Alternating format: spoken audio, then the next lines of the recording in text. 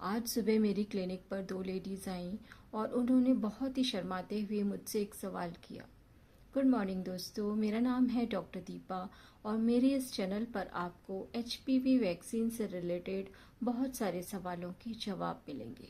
उन्होंने कहा, मैडम जी, हमें बच्चेदानी के कैंसर के टीके के बारे में कुछ सवाल पूछना है। ये जानकर मुझे बहुत ही अच्छा लगा कि फाइनली लोगों में एचपीवी वैक्सीन के रिगार्डिंग अवेयरनेस बढ़ रही है।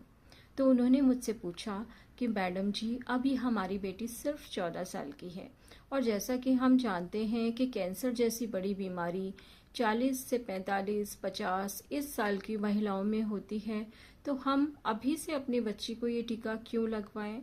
जब उसकी शादी हो जाएगी तो वो आराम से ये टीका लगवा लेगी। तो दोस्तों, ये समझिए कि हर वैक्सीन के काम करने की एक पर्टिकुलर समय सीमा होती है। अगर उस वैक्सीन को उस पर्टिकुलर टाइम पीरियड में लगवा लिया जाए तभी वो 100% इफेक्टिव होती है। और एचपीवी वायरस वैक्सीन के केस में ये समय सीमा 14 से 15 साल के बीच की रखी गई है। ऐसा इसलिए किया गया है क्योंकि इस एज तक बच्चियों के एचपीवी वायरस से एक्सपोज्ड होने के चांसेस बिल्कुल नेग्लिजिबल होते हैं और साथ ही इस उम्र में बच्चियां सेक्सुअली इनएक्टिव होती हैं।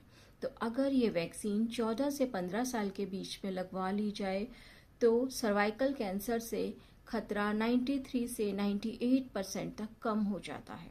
अगर यही वैक्सीन इस उम्र के बाद लगवाई जाती है या बीमारी होने के बाद लगवाई जाती है तो उसका कोई फायदा नहीं होता। तो अब आप समझ गए होंगे कि इस वैक्सीन को 14 से 15 साल के बीच में लगाना क्यों इम्पॉर्टेंट है।